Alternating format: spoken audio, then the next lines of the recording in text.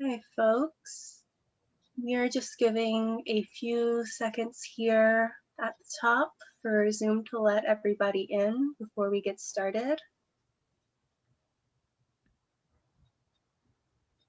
If you are already in Zoom with us, you can open up your chat window. You can find that by clicking on the single speech balloon at the bottom of your Zoom window. And you can find some information about how to find all of the poets' featured books for tonight, if you'd like to order those.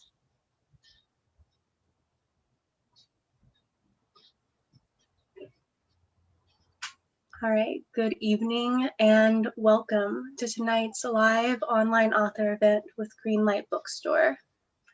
I am Chelsea from Greenlight, and we're thrilled to host tonight's event with Emma Hine launching her new book, Stay Safe. She'll be joined by special guests Catherine Barnett, Leila Shatti, and Adrian Mateeka, so you're in for an excellent time. Before we start, I just want to say a huge thanks to Emma, Catherine, Leila, Adrian, and the team at Saraband Books for making this happen, and to all of you for showing up. Though we're not able to host events in our store spaces, our community of authors and readers is still here. We're grateful for your support and for the chance to make this space for conversation and connection. Now we have just a few housekeeping things. In our Zoom webinar tonight, you can see and hear the speakers, but they cannot see or hear you. They can see that you're here though, and you can see a count of your fellow attendees at the top of your Zoom screen.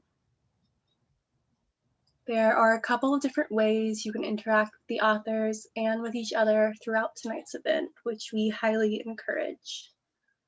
The first is the chat, which you can find by clicking on the icon that looks like one speech balloon.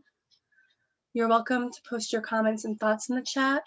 That's a great way to show your appreciation for the author and to interact with your fellow attendees. If you have a specific question you'd like to have answered by the author, please post that question in the Q&A module. You can find it by clicking on the icon that looks like two speech balloons.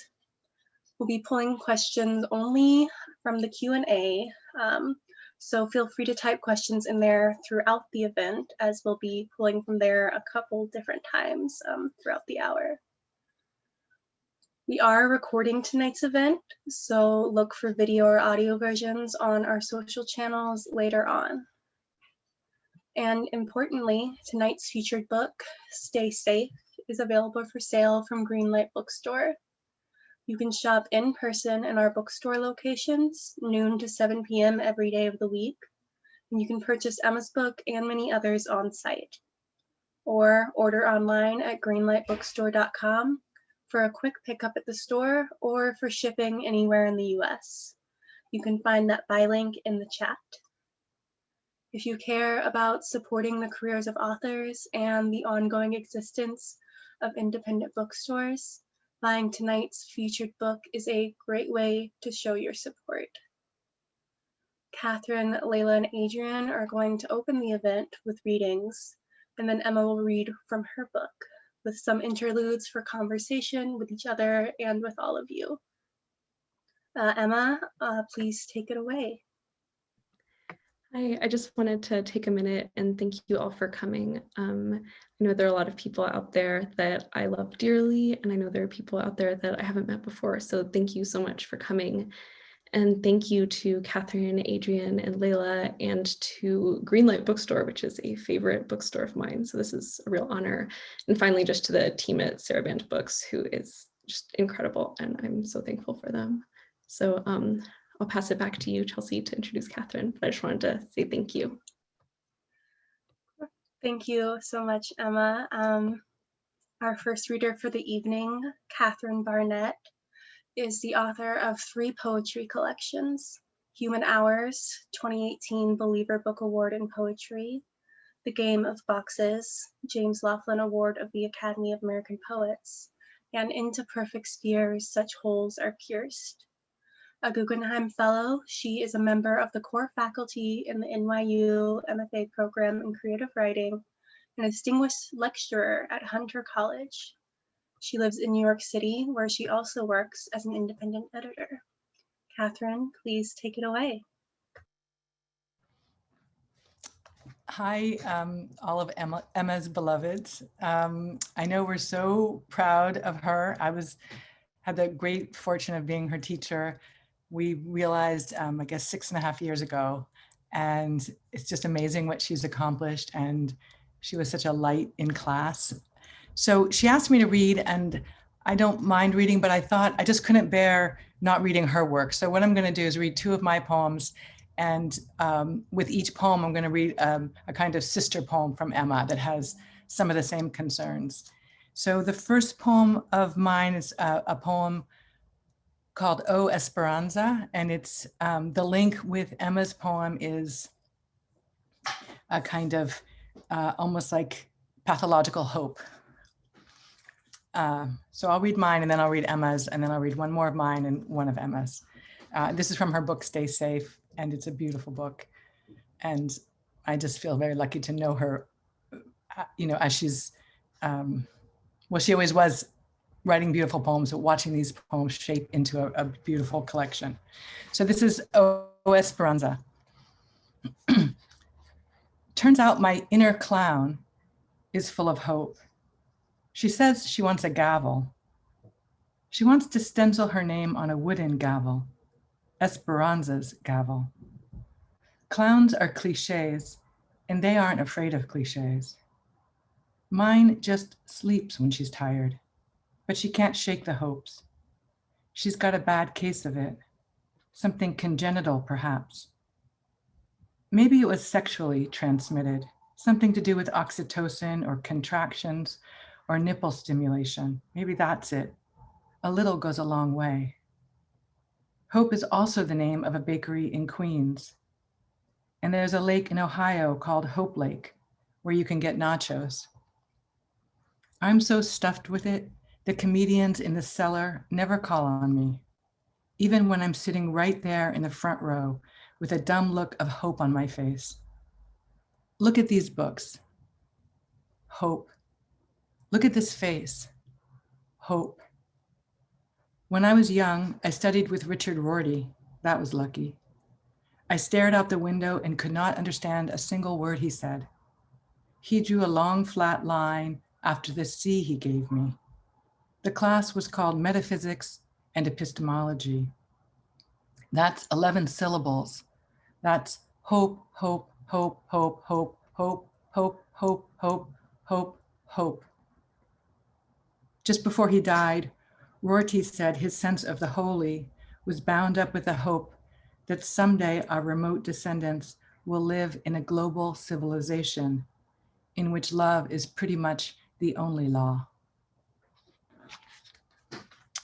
So I was rereading Emma's Stay Safe, and I was thrilled to see the same problem with hope here. It's the first section of her, a poem that's in sequence of poems called Echo Hotel. So this is the first section. You watch your high beams cut an arc through asteroidal dust.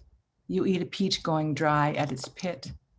You rotate again the 3-dimensional constellations on your map, swing your feet onto the console, and lean back in the narrow chair, your eyes on the canopy bubble of titanium reinforced glass. This is it, folks, you say, into the star-stitched quilt of deep space, the field of crumbling asteroids, the nebulas clustered like moths along the galaxy's bright spine. You say it again and picture the light from your solo pod dispersing outward with nothing to stop it. You notice a quick streak of yellow ahead and have to tell yourself it's not a ship, even though you memorize the probability equation like everyone else, where n is the chance of being found again once separated. Let n equal 1 over the visibility of your vessel, times your last known distance from the vessel you lost, times the size of the universe, times the fraction of your human life remaining, times the estimated inadequacy of your maps. But you never listen, do you?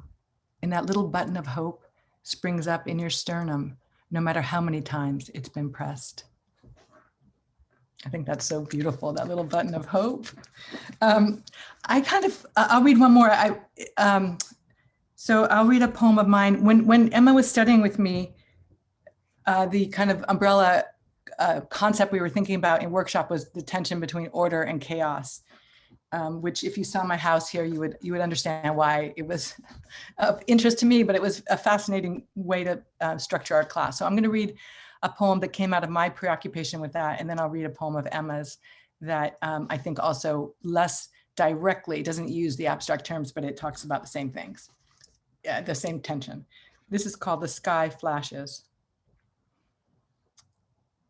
Often, you know what, let me just read Emma's. I think I should just read Emma's because of time. So I'm going to read mine. It just talks about loving order and chaos and going around asking people which is the dominating force in the world, and people answer in ways you don't expect. But I'm going to read Emma's, and hers is, let's see, I'm trying, a poem called Shelter in her collection. Sorry, I was just aware of the time. Shelter. If you're interested in mine, it's called The Sky Flashes. And this is a good advertisement. The Sky Flashes from Human Hours. Okay, this is Shelter. This is Emma's poem. At the edge of the piney woods lived a father who loved his children so much he rigged bear traps in a circle around the yard, not to keep his children in, but to keep danger out. To make up for the loneliness, he gave them each a goat, slat-eyed and calm. But the children were soon desperate for more. He'd see them on the porch, prying apart the blue flowers that twist themselves shut at night. They spent hours by the dead raccoon caught in one of the traps, grubs in its sides, belly split open, bones showing through the skin. They hunted small snakes in the garden and cut them lengthwise to study the slackened mice.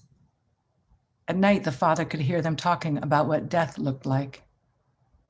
Then one day they found a white-tailed deer 20 feet up in a tree, its hide sloughing off in long strips.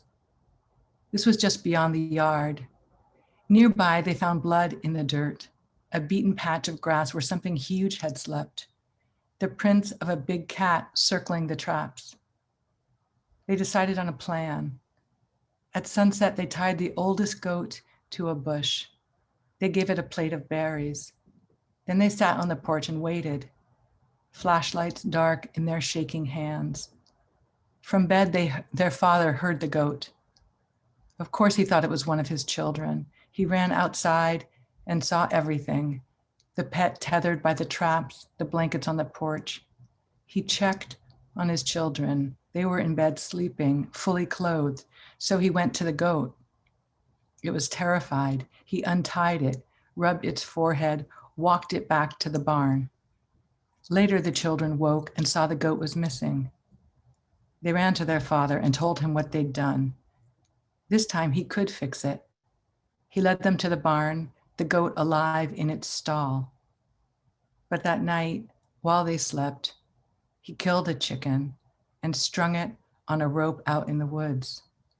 While the mountain lion came to smell the carcass, he shot it, then went home and made oatmeal for the children, sat at the table while they talked and ate. Thank you. Bravo, brava, Emma. Thank you, Catherine, for that wonderful reading. Our next reader, Leila Shatti, is a Tunisian-American poet and author of Deluge and the chapbooks Ebb and Tunisia Amrikia, the 2017 editor selection from Bull City Press. Her honors include a Pushcart Prize, grants from the Barbara Deming Memorial Fund and the Helene Wurlitzer Foundation, and fellowships from the Fine Arts Work Center in Provincetown, the Wisconsin Institute for Creative Writing, and Cleveland State University, where she was the inaugural Ainsfield Wolf Fellow in Publishing and Writing. She currently teaches at the University of Wisconsin-Madison, where she is Mendota Lecturer in Poetry. Her poems appear in the New York Times Magazine, Poetry, Plowshares, Tin House, American Poetry Review, and elsewhere. Leila, please take it away.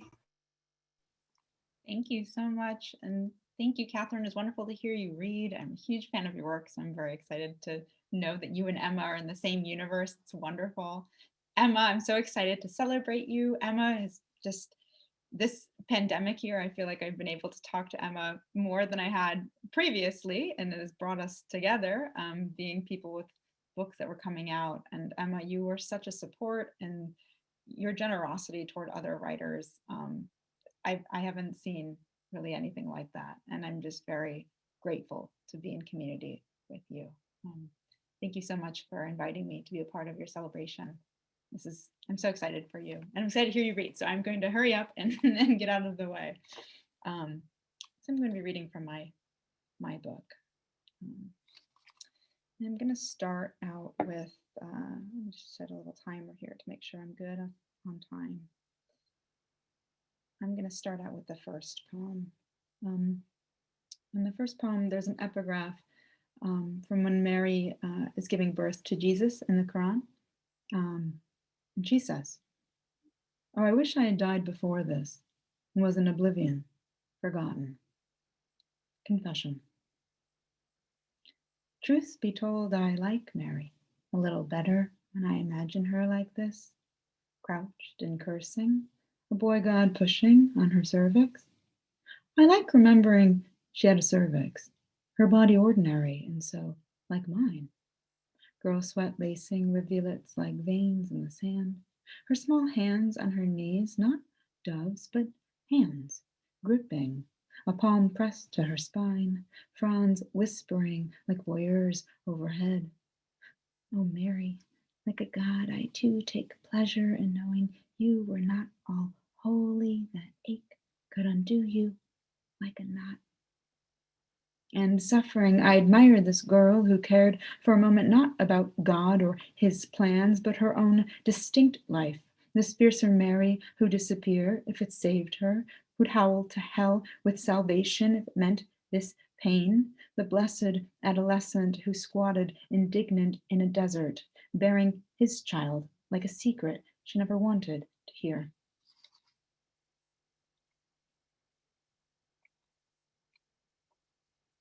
Sarcoma. When the doctor says the word sarcoma, I consider how it might be a nice name for a daughter, that good feminine A. The way parents name their children for all sorts of inappropriate things. Apples, for instance, or the place where the baby was conceived. And I trace my fingers over the barrel of my belly as he speaks, flesh distended beneath the blue tissue I wear for a dress, an ideal grief frock, throwaway. And he says something about life expectancy, but of course I expect my life. So plain, I thought nothing would ever take it. And while he explains, I cut my palms around my center, as if comforting a child or covering her ears. Litany while reading scripture in the gynecologic oncology waiting room. And God said, let there be blood. And God said, flood. And God said, good is a woman with fruit in her womb and not in her hand. And God said, sin. And God did not say, forgive. And God said, I will make a stormy wind. And God said, sun, a breath stirring. And God said, highly favored. And God said, condemned. And God said, I will blot out man whom I have created, for I am sorry that I have made them. And God said, listen, and sank a boy in her like a stone.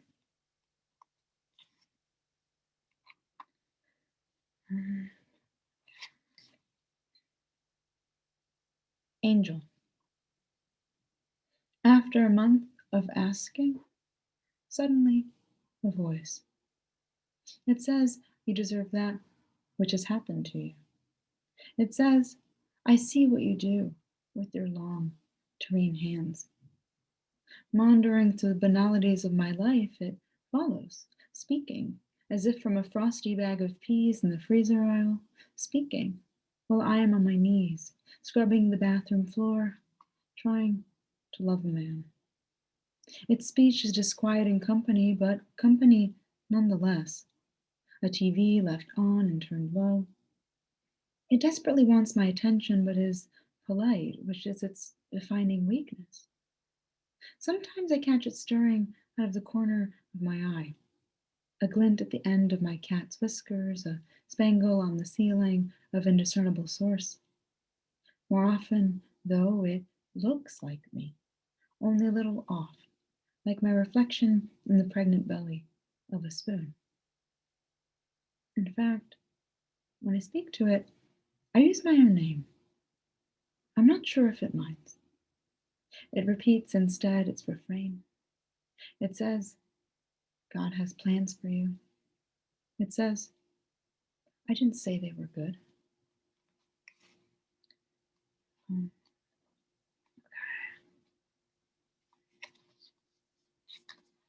Hymen. Second blood, I never knew you. After the first, scoured the bed for your blazoned blot and came up empty. Perhaps I was born without you. A box with no prize inside, a sundae with no cherry on top. God of good girls, God of matrimony, mother state, which I consider a distant country with a discordant tongue, did you speak with God and conclude I hadn't use for you? Once I was small as your kin, so small and for such a long time. Longer than I've lived, I fit inside my mother when she fit inside her mother, and so on and so forth and further, a nest of matrons, knees and a beam, in which to be female is to be something like infinity, and was it determined then what kind of woman I would be? It seems I've always been frightened, little veil, of wedlock's lock clicking shut. The heritable procession of women whispering in the aisle of my pulse, don't do, don't do, don't. And I haven't done. This, the gravamen, the grave I've dug with the spade of pleasure. But wanting seal of want, I did want it, did choose to commit my life's greatest transgression with a benevolent accomplice, and so in the herebefore you could say I am among the spared. What a mess this messlessness of you could have been in any number of lives my size, billowing specters of dresses and a line of possibility, lives in which I am the bridesmaid and you, maidenhead, the bride given away, or I am the acquired property and you, the red ribbon severed in the threshold, I, the purse, and you, the coin tendered. Perhaps no one ever told you, precious emblem of innocence, simulacrum for honor, that some believe you the most important part of me, vital, like a heart a man gets a thrill of bursting where he can see it, that blood is owed to him. And that's the heart of it, isn't it? Of a woman, you, the only blood worth anything. I'm going to finish on a small one. Thank you for having me here, Emma. Okay. Little one. Exegesis. I bled. God didn't want to hear about it. He said unclean, and so it was. He said it is harm, and so it was. Want to hear about it? He said unclean. Once a woman wanted, so he did her harm. And so it was first conceived, a woman suffering because a woman wanted. So he said cursed, and then he said blessed. The woman chose to suffer, conceived a God, though she never knew a man. And God knows best. If he calls a curse a blessing, then so it is. And he said she was clean. She never knew a man. I've known men, but never a God that bled and lived. But I did. Thank you. Thank you so much, Leila, for that stirring reading. Our next reader, Adrian Mateeka, is the author of 4 poetry collections, most recently Map to the Stars and The Big Smoke, which was awarded the 2014 Ainsfield Wolf Book Award and was also a finalist for the National Book Award, the Hurston Wright Legacy Award, and the Pulitzer Prize in Poetry. His mixed media collaboration, Standing on the Verge, Maggot Brain, will be published in February 2021. His new collection of poems, Somebody Else Sold the World, will be published in July 2021. And his first graphic novel, Last on His Feet, is forthcoming in 2022. Among Mateeka's other honors are fellowships from the Academy of American Poets, Bellagio Center, the Guggenheim Foundation, the Lenon Foundation, the National Endowment for the Arts, and a Simon Fellowship from United States Artists. He teaches at Indiana University in Bloomington and served as Poet Laureate of Indiana for 2018-2019. Adrian, please take it away. Hey, thank you for that. Peace, everybody. It was great listening to you read, Leila. I'm so pleased to hear your words. And Kathryn, I'm sorry I missed you. You're one of my favorite poets on the planet. And I don't think I've told you that before, but you knock me out every time I read your work. So thank you. And Emma, I'm so excited for you. This book is beautiful. I'm glad I could be here with you all. I'm sorry for showing up just a little bit late. I had to do this lecture. I thought that I would read like 4 poems, I think. That'll be about the amount of time, and almost all of them, they're called Somebody Else Sold the World. They're from that book. And the book is kind of pandemic stuff, kind of protest, and also their love poems. So Somebody Else Sold the World. It's got an epigraph. The antagonists of poetry cannot win. And that's from Ben O'Cree. And before I knew it, the violet sky was flagged with the sun's violent demands for magnolias in bloom, natural light, any place magnanimous without locks or doors, different kinds of masks for being or breathing. The antagonists with their mischief and vanity tans whistled the usual jingles about liberties and war while we buttoned up our confinement and dreamed about hugging. We talked about was and when on the telephone when we missed our friends and dentist appointments. Then the antagonists got frantic in their double talk and canceled essential contact. Molars fell out without breathable air. Hair forgot its natural colors without the testimonies at intersections and barbecues. Words lost their family recipes. Friends lost their words, then lost their parents. A masked few found love somehow in the gerrymandered grocery lines and farmers' fields upturned by their own unsellable vegetables. So the antagonists cornered the ensuing curfew and manufactured arguments with guns at the ready like henchmen. The air around us was so ripe, it might have broken in half if we could touch it. And when I started writing these things, I thought we would be done already. And so now that I'm reading them, I'm like, oh man, what a drag. That was like a year ago and it's still now. This is the only one of the poems I was going to read that's not called Somebody Else Sold the World. It's called Highest, after the Travis Scott song. And it's got an epigraph from Travis Scott. I'm the highest in the room. I rise up, therefore I must be like Descartes if he didn't finish all the reading. I raise up like the highest black hand in history class. I am risen like the blood pressure of anybody black mimeographed in the textbook of this monochromatic year. That's infant mortality rate high. That's high top fade high. Almost everything here hangs threadbare squarely in the red line of summary excuses. Everything else up here, from the cop apologies to the solidarity statements, double taps of distraction for somebody else's high sign. That's unemployment high. That's Machu Picchu high. What a relief. Hardly anybody stuck around to see me on the low side of the mountain. What a reprieve because I kept it rising stealthily, past my historical anxiety, way past all my inherited hearsay, until I am so high up on the shelf, I eye-level alchemy. Even up here, I'm adept at shrinking myself for safety. Even up here, my shoulders hunch like a small analogy.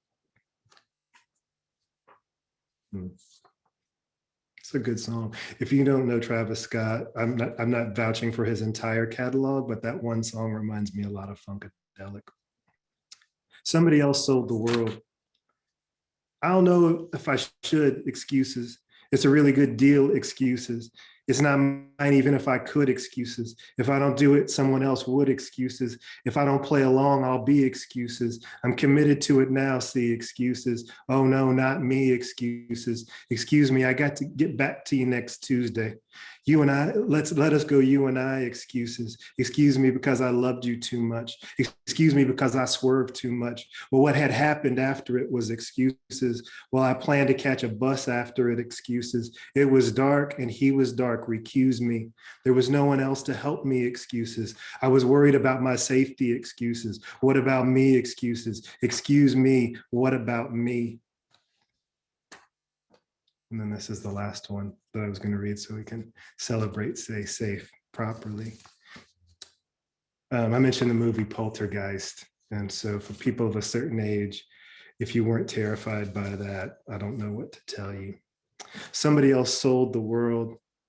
And when I was a kid, I watched Poltergeist on a Tuesday, and it scared me so much I was afraid of the weekday itself. Still, each Tuesday, the long-fingered trees outside of my head are missing some bark. Antagonists all over, mostly maskless as unprepared burglars. They cough without covering their tracks. They leave their shoddy fingerprints everywhere. On their self-congratulatory walk around the neighborhood, they equip their own nondescript heart until they burst and resurrect inside the TV's particle white, all voice and hardly any body. It will be weeks before anybody cares enough to change their channel. And my imagination spring forward. The last antagonist in his fold-out throne feels just like a black man for a minute. Everyone crosses the street as soon as he gets near. His pockets are turned out to their white parts, and still everyone acts like he sold the world. Thanks, everybody. Thank you so much, Adrian, for that incredible reading. Our final reader and featured author tonight is Emma Hine. She is the author of Stay Safe, which received the Kathryn A. Morton Prize and was recently published by Sarah Band Books. Her poems have appeared in Pumpernickel, Gulf Coast, The Offing, the Paris Review, and the Southern Review, among others. And her essays have appeared or are forthcoming in Alaska Quarterly Review, Guernica, and Poets and Writers.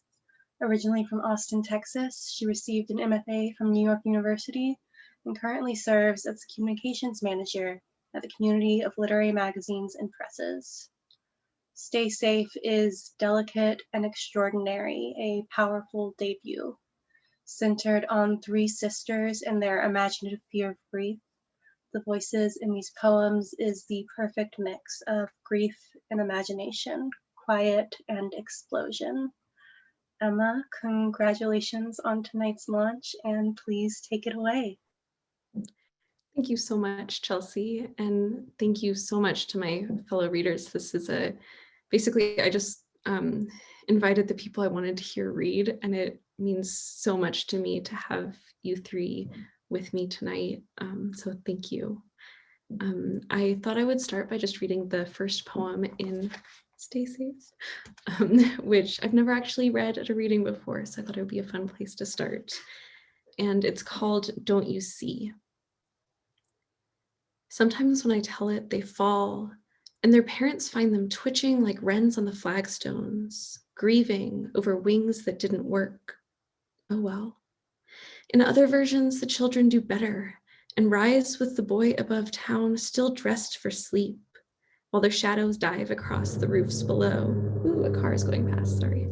In the towns that this boy visits, the people are afraid of geese, of looking up at high, dark shapes that might be nightgowned children flying away.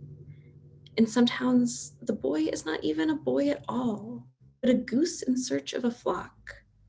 They say he's living on an island where winter never comes. That's where he takes the children.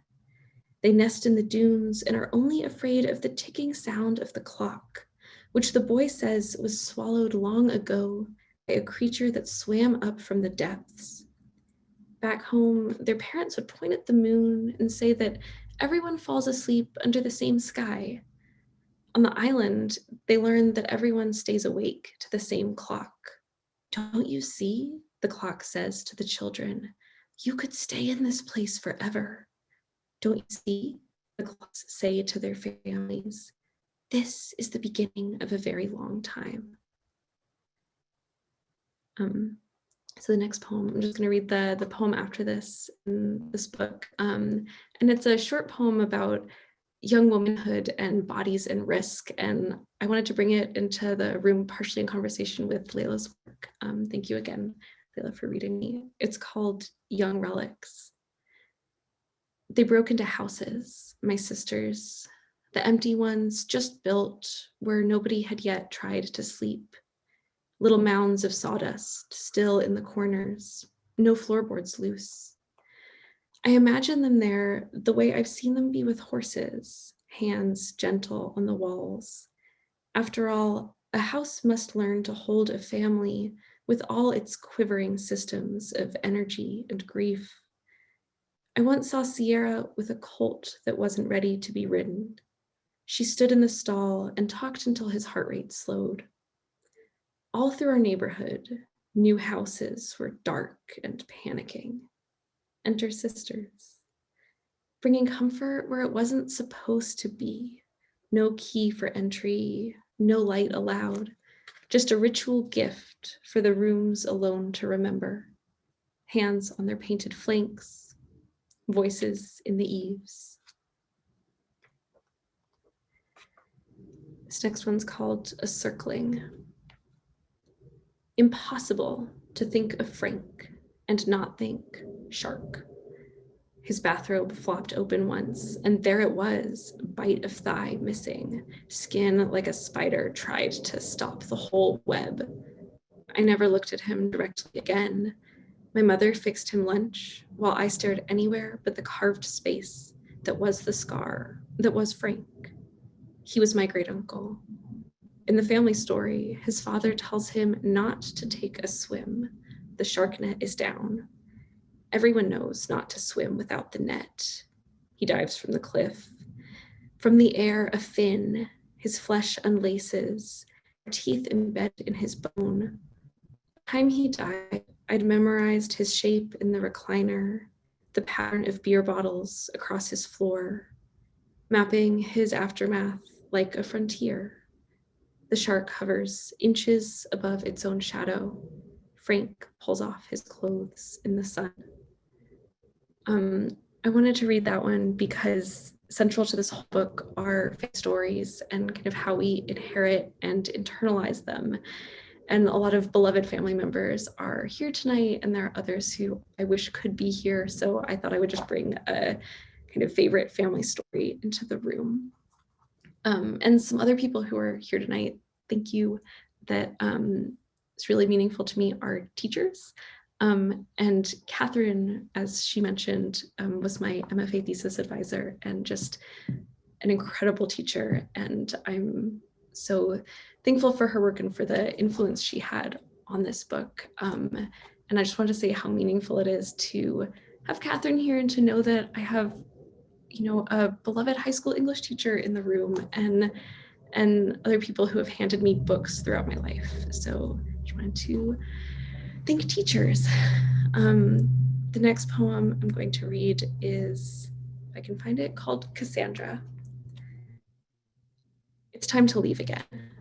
She unplugs the fridge and watches until the orange coils on its back have faded down to gray. She turns off the gas. She papers the windows in layers from the outside, because if she doesn't, the moon will reflect in them like a lamp in every room. And then the house will still seem lived in. And then how to move on. The last thing she does, always, is go with them one by one into their rooms and hold them up to pluck the glow-in-the-dark stars from the ceiling. They place the stars inside a wooden box, which is what they are, her children, little hinged boxes full of a chemical that makes light out of nothing, that glows all on its own. They're wearing coats over their patterned pajamas. When the stars are away, the house is completely dark, And somehow the sounds are louder, the final shut of the door, the porch steps, the frogs like small rocks clacking in the trees' throats. In the yard's farthest corner, she asks her children what they can see. As always, they say, nothing. The house could be invisible. It could have shrunk to the size of a blackberry. The hill could have grown up to swallow it. It might have changed into a tree. She's relieved. She can still see it so clearly, like the retinal burn of a light bulb long after it's been turned off. Like all their other houses, the already and the not yet, ranged like old flares across the hills. She starts walking and her children follow. They're kicking up moss in a trail for the night to erase. They're mimicking a screech owl, then listening, because if they call in the right voice, something may call back. Before long, they'll be climbing the hill to the new house, opening the unlocked door, claiming bedrooms, then waiting for her to reattach the constellations, asking, is this a cat, a cave, a sleeping bear, a little spoon? And they won't know, and she won't be able to correct them, and soon she'll unwrite the stars again, and they'll go on. So I'd done a lot of the writing for this book before Adrian's Map to the Stars came out, and I'd already learned so much about narrative from The Big Smoke, but the poems in Map to the Stars that engage with science fiction and space really kind of gave me permission to do some playing of my own. And Catherine read very kindly, and by the way, it was incredibly meaningful to hear you read my poems, Catherine. Thank you. Catherine very kindly read the first part of a long sequence that's set in space. And so I wanted to bring a couple of the other kind of spacey poems here as well, and to thank Adrian for the inspiration there. This one is called Red Planet. All Mars can see, bolted in space, is the sky. She recites, red sky at night, sailor's delight, until her atmosphere shimmers. She wants to be visible from everywhere, the brightest storm brewing in this big, wide sea. She converts sensations into units of distance and units of force, so that each time a body collides with her, she can add it to her catalog of impact. Where, how hard, how long the tremor, she lifts the oxide dust gently from a crater and says, asteroid at an oblique angle, 78 miles across. She does this just by feel, no looking, which might be why she so loves the probes. When they land, she goes as still as she can, so they won't startle and unlatch. She wants them always charting her shoal plains. When one enters her gravity too slowly and bounces away, she wonders what went wrong. She imagines it lost out there, how it wanted her but couldn't touch her or stay. This next one is also related to space, but it's for my sisters, who are in every poem in this book. So I love you. Longview. The old motel is still there in the dunes, and the oil rig still flickers like a deserted city on the horizon. When we check in, the receptionist says that long ago, a woman swam all the way to the rig from shore. Someone else told us this story when we were children. The empty city doesn't give up its first inhabitant easily. So like grief, the swimmer has to settle in. She scales the derrick, tears her clothes into strips and ties them to the cables, presses her face against the warm engine's side. It's getting late, but we leave our bags in the room and follow the boardwalk to the beach, where the waves touch shore in little habitual apologies, and the stand holds our footprints like it's never been walked on before. We play our old game, count the lights, the moon, the safety beams on the oil rig, swaths of galaxy, phosphorescing shrimp. The beach is so bright, it could be day on a different planet, a dimmer one, farther from the sun, making us very far away, looking around at an array of distant lights, and signaling straight for the small blue earth. Do not miss us, we say, and we're sorry. Sorry we left with no note or explanation. You see, we always intended to come back. I'm just gonna read 2 more poems tonight. The first one was actually the oldest poem in this book. I published it in college, and it just meant I couldn't lose it. You know, I kept revising and wondering if it belonged here or not, and it sort of felt like my starter dough yeast or sourdough yeast. I just really like needed it in this book, and yeah. And I also just wanted to thank my parents. I might thank my sisters. I want to thank my parents tonight as well. This one's about a goat. It's called Still Life. It was not a very small goat. Its ears turned delicately to its own tapping across the tiles, and its creased nose smudged the frames of the larger paintings. It stayed often with the portraits, looked up at the sad women draped thinly on the walls. When it slept, it arranged its bony knees around itself in a wreath and sank its nose in the tufted balloon of its belly. It never hurt anything, except once when it took the title Nostalgia in Blue from a kitchen scene of a mother pouring milk and laid this with careful teeth below a study of irises. Perhaps that was its idea of a joke. It walked scratchy and brown through the wide galleries and the long empty halls. It got cold. It turned its back on the quiet ballerina and breathed along with the saints. It blinked with horizontal pupils at its own reflection in the marble floor, but did not know itself and walked across the glassy yellow eyes. In one hall, there was a painting of a goat hanged with a rope, the soft V of its neck strained against the canvas. And so I'm just going to read one more poem tonight. Thank you all again so much for coming, and thank you to Greenlight and to Sarah Band and for my wonderful fellow readers. This one is for Steve, and it's called Owl. One day, you and I will have a house together. We'll drink wine by the stove and leave the kitchen door open to let in the night. Until one evening, a barn owl flies in through the door. He'll perch on the fridge and look down from beside the bottles, his face round and clean as a dish. You'll know what to do. You'll turn off the lights, the music, the blue flame. I'll open the windows. We'll find an old blanket and sit on the porch, and we'll listen to our house become wild. It will sound like the owl is asking, "When is it due? When is it due?" I'll expect him to miss the stars, but you won't be surprised when he chooses to stay. That night when the wind picks up, you'll tell me about a woman your grandparents knew, who taught her parrot to sing in her dead husband's voice, again and again, the same tune. How can this be true?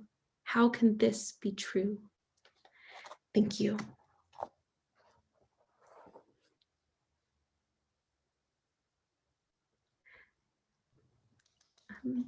So I think we were going to transition into a Q&A now for our remaining few minutes. And I see a question from Mike Surinsky asking us to talk about how I've changed over the several years of writing Stay Safe. So that's a really good question.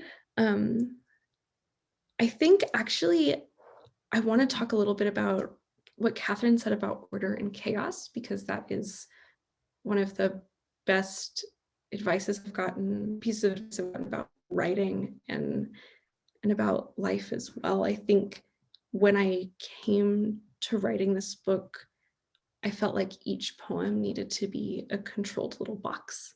I felt like each poem had to have its own question and its own answer. And I remember Catherine trying to show me that a poem could have holes in it, and that was okay. And I feel like I've started to learn to trust my instincts a little bit more, I guess, both as a writer and as a person, I hope, and like let the poems and let moments breathe and not necessarily have to ask and answer a question perfectly in a small space. Yeah. Other questions? Catherine. When I look at your work, I see someone who seems to be able to live in the past and the future, and here and up in the celestial. You really seem to be sort of everywhere and have fluidity that is kind of remarkable. Can you talk a little bit about your mind? How can you do that? And I'll just say quickly, I grew up with this guy, his name is Phil Zimbardo. I didn't grow up with him, but he taught near where I grew up. And he talked about the time inventory. And some of us are past oriented and some are future and some are future, in panic. But you seem to be everywhere. Can you just talk a little bit? And even that first poem you talked about with a clock, and this is the beginning of a very long time or whatever. Could you talk about your attitude toward time and where you inhabit? And I know you're very peripatetic right now. Talk a little bit about that. I love that question. And I actually have a really interesting answer for it, which is I learned a few years ago that my family has a form of synesthesia called spatial temporal synesthesia that isn't that rare. It's I've talked to other people who kind of figured out they had it at the same time, so you might have it, but it's basically sort of an inability to perceive time outside of space.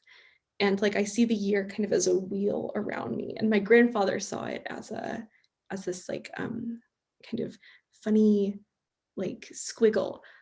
So when I'm working in my poems, and just in life, I do feel like I've sort of yesterday's there and tomorrow's there, and the 1800s are there, and like the future is right there. And I think it does help me kind of structure language and poems that jump around in time, because kind of in the weird way my brain works, time is like simultaneous and mapped out.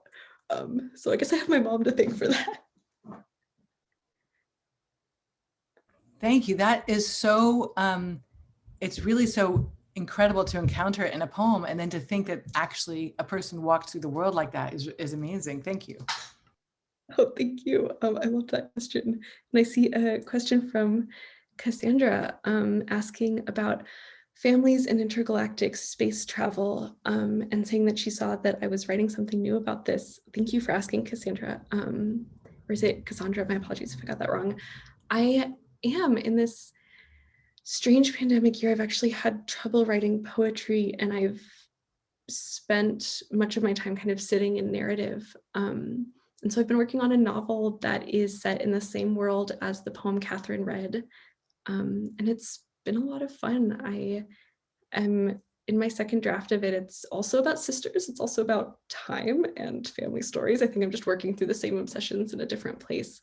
But it's been, I think, a real comfort to sit in plot in this like time when distraction is a blessing. So thank you for asking. And no, I haven't read Nabokov's story, Lance. I see that is a follow-up question, but I will now. Thank you.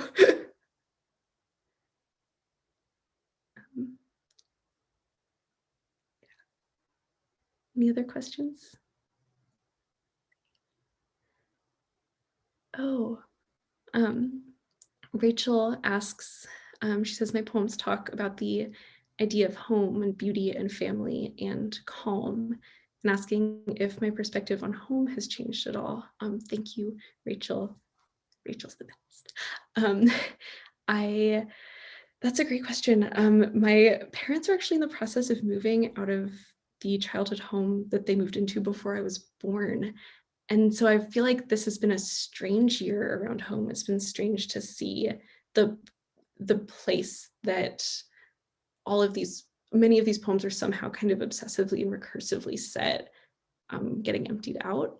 But at the same time, I think it's teaching me there's a lot of the poems here are kind of about new houses and leaving houses. I think I've been working through this for a while. And so I think it will be really freeing to see that home actually is family, and it's the stories that take place in a space, and it isn't necessarily the space itself as much as we might love a building. You know, it's the people in the building. Thank you for asking that, Rachel.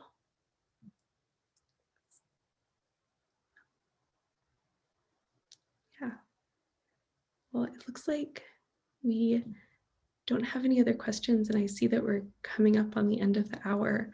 Oh, I see a question in the chat, though I'll answer that as my last question, asking about sort of narrative and how I'm working in fairy tales and family stories. Thank you for asking, Steve. That's a great last question. I didn't actually work in narrative for a long time, sort of like I was talking about trying to introduce a little bit of chaos into my order.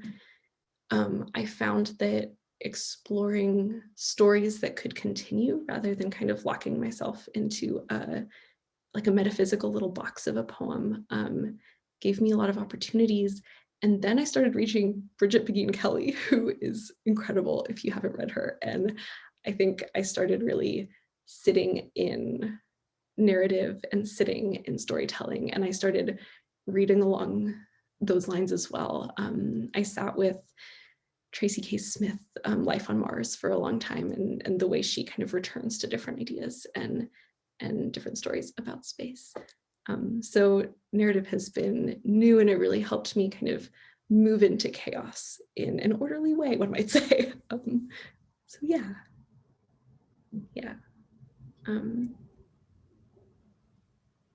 Oh, there's a question from Catherine to Adrian and Leila. To whom are you speaking in your poems? And when do you know, or how do you feel who this listener is?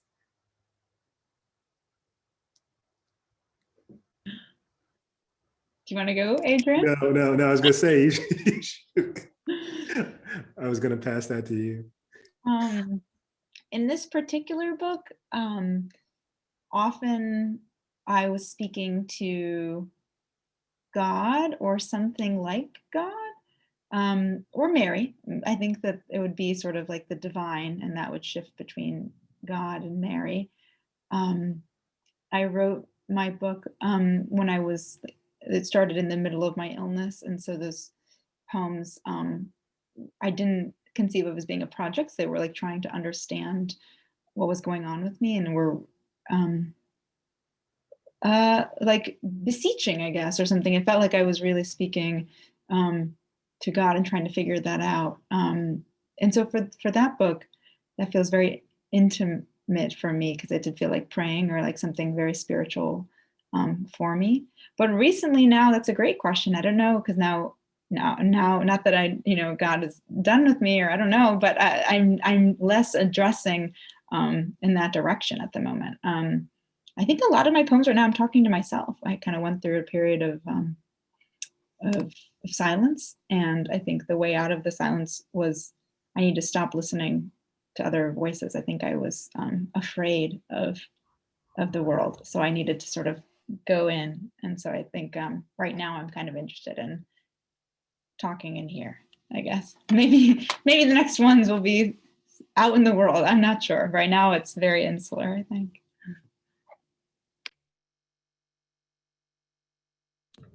I like your answer better than what I was thinking. So I think it was because I mean it's such a beautiful question, Catherine, and Leila, your response is so much more elegant than what I was. I mean, I feel like so often when I'm writing in this empty room, especially now, right? And the stuff I was reading, almost that entire book was written since March.